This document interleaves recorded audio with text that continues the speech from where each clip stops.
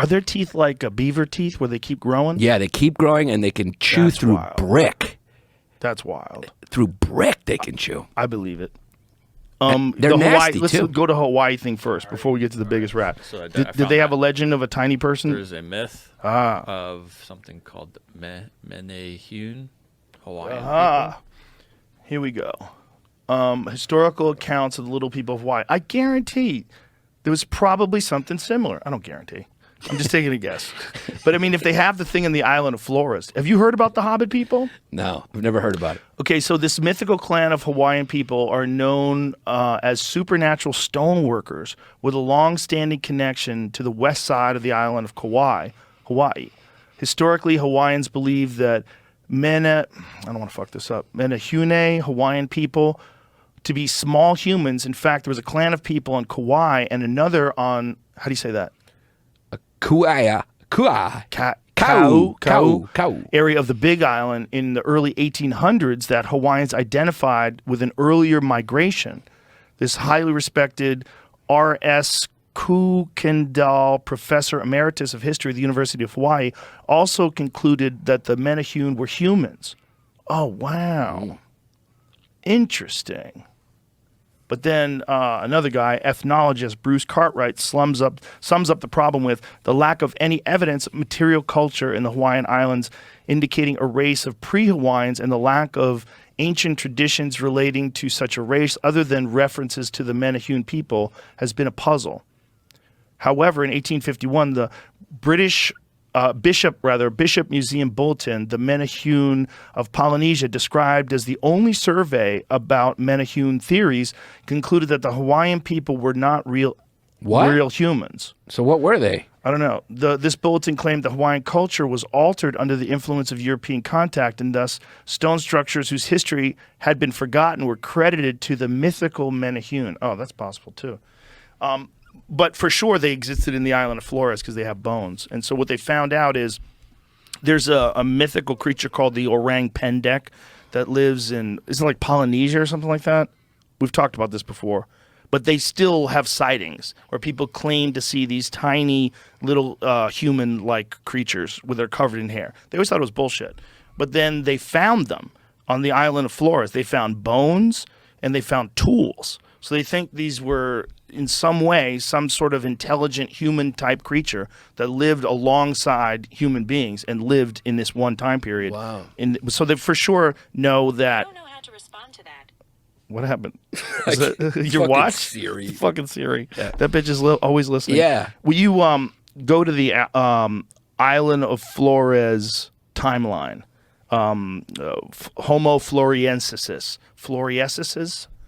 That's how you say it. So essentially there was... Floriensis. Homo floriensis.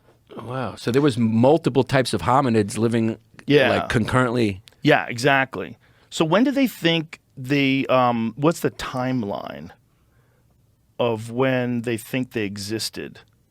So it says now dated from 60,000 to 100,000 years ago. Oh, the most recent evidence of their existence back to 50,000 years ago.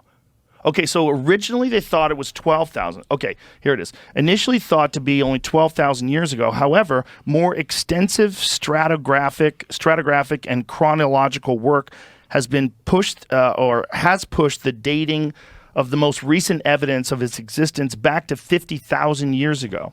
The Homo floresiensis skeletal material is now dated from 60,000 years to 100,000 years ago. Stone tools recovered alongside the skeletal remains were from archaeological horizons ranging from 50,000 years ago to 190,000 years ago. So 50,000 years ago, for sure, there's like anatomically similar humans, and those things lived along with us. So it's like, when did they die off? Because in order for them to find them, they have to find their bones. And the thing about like leaving bones behind is things eat bones. So like if most things that die in the forest, like you ain't gonna find shit. Like try finding a dead mountain lion or a dead bear. You'll find them for a little while, and then eventually they'll eat each other.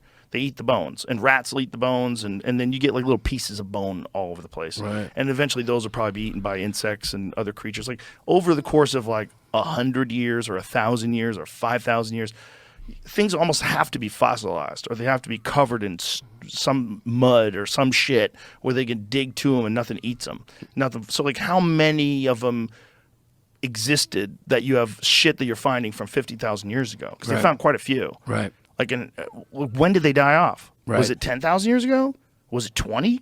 You know, were they around 100 years ago? Like, what is that? Right. It's hard to know, right? Yeah. Because they don't have a lot of evidence left to find. And if they did live on that island there, then they know that was a real thing on planet Earth. Right. And if that was a real thing on planet Earth and people are seeing them, I think, is it Vietnam where they found the orang, where the people, there's been sightings, recent sightings of this orang pendek? And some of them are by like pretty reputable people. How big were they? Were they like pygmy? Tiny. Like yeah, smaller tinier, than pygmy? Tinier. You know, like 3 feet tall. Wow. Little tiny hairy people. Yeah. Imagine what a trip that would be. Trip. You're walking through the forest and, you know, you're with your wife and she's complaining and she's swatting mosquitoes. And then all of a sudden you see like you're surrounded by little 3 feet people. Yeah. And they have like swords. It's wild. Little, Yeah. or spears rather. Yeah. Bows and arrows and shit. And they're coming towards you. Little tiny people. At some point, if there was that many different hominids on the planet, it's almost like a supernatural fiction. It was almost like living in Game of Thrones, which is For wild. sure. Yeah. I mean, they probably preyed on each other's babies.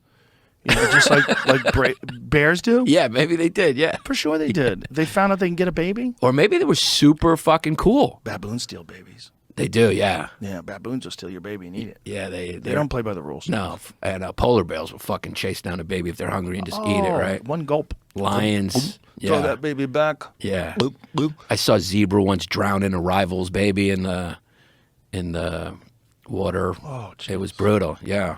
Animals, they lack manners sometimes. They don't have any rules. Yeah. You ever see a Komodo dragon chucking down a whole monkey? Oh, yeah. Just like when you see them swallow a deer Yeah. and shit. They just use their throat and kind of. just swallow it. Like a thing that's like half the size of their body. They just swallow it. Komodo dragons are a thing of nightmares. But they're big and they live on an island. So it's the opposite of island dwarfism with some animals. Yeah. Which is very weird. And Samoans live on an island. They get big as fuck. Big as fuck. They get big as fuck. Well, I bet that they like you had to be hardy to survive. You know, like back then, like probably the only really strong people survived. On Samoa? Look at the Vikings, right? Look at the people that live in Iceland now. Those Yeah. are all the descendants of the Vikings. It's not a fucking coincidence why the strongest men in the world, all those strongman competitions, motherfuckers are all Vikings. They're all Scandinavian, yeah. They're all these giant people like the